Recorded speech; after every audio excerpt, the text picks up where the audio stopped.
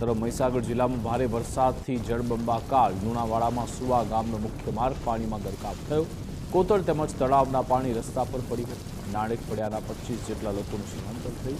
ગ્રામજનો દ્વારા પશુઓનું પણ રેસ્ક્યુ કરાયું। 4 થી 5 જેટલા ઘરોમાં વરસાદી પાણી ભરાયા। રસ્તા પર નદી વહેતી હોય તેવા દ્રશ્યો જોવા મળ્યા છે। भानपुर ग्राम पंचायत में समावेश सुवा गामे नायक फड़ियाना 10 छापरा जे વધુ વરસાદ અહીંયા કોતરના પાણીના વધુ વરસાદને લઈને સંપર્ક વિહોણા બન્યા હતા। ત્યાં અંદાજિત 28 થી 30 માણસોની વસ્તી છે, જેમાંથી 26-27 માણસોને આપણે અત્યારે રેસ્ક્યુ કરી લીધેલ છે અને 3 માણસોનું જે બાકી છે એમને રેસ્ક્યુ કરવાની કામગીરી શરૂ છે।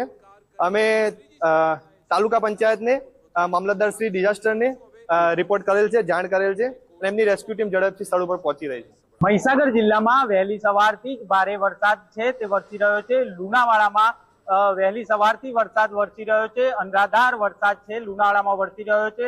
લુણાવાડાના સુવા ગામ, લુણાવાડાથી માત્ર 2 કિલોમીટર દૂર આવેલું છે। સુવા ગામના આ દ્રશ્યો છે કે સુવા ગામથી જે નાયક ફળિયા જતો આ રસ્તો છે, સુવા ગામ તરફ જતો આ રોડ છે, રોડ પર પાણી ફરી વળ્યા છે।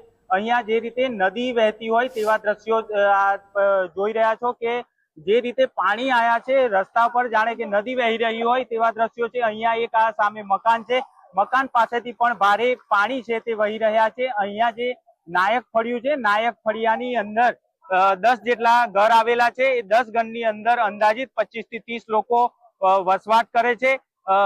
25 થી 30 લોકો સહિત જે પશુઓ છે, પશુઓનું સલામત સ્થળે ગામજનો અને તલાટી કમ મંત્રી દ્વારા રેસ્ક્યુ કરી સલામત સ્થળે ખસેડવામાં આવ્યા છે। પરંતુ હાલ તો જે રીતે આ દ્રશ્યો છે કે જાણે કે નદી વહી રહી હોય તેવા પાણી અહીંયાથી વહી રહ્યા છે। પાણી જે રીતે વહી રહ્યા છે અહીંયાથી જે રીતે પાણી અહીંયાથી વહી રહ્યા છે, ઢીચણ સમા પાણી અહીંયાથી રસ્તા પરથી વહી રહ્યા છે।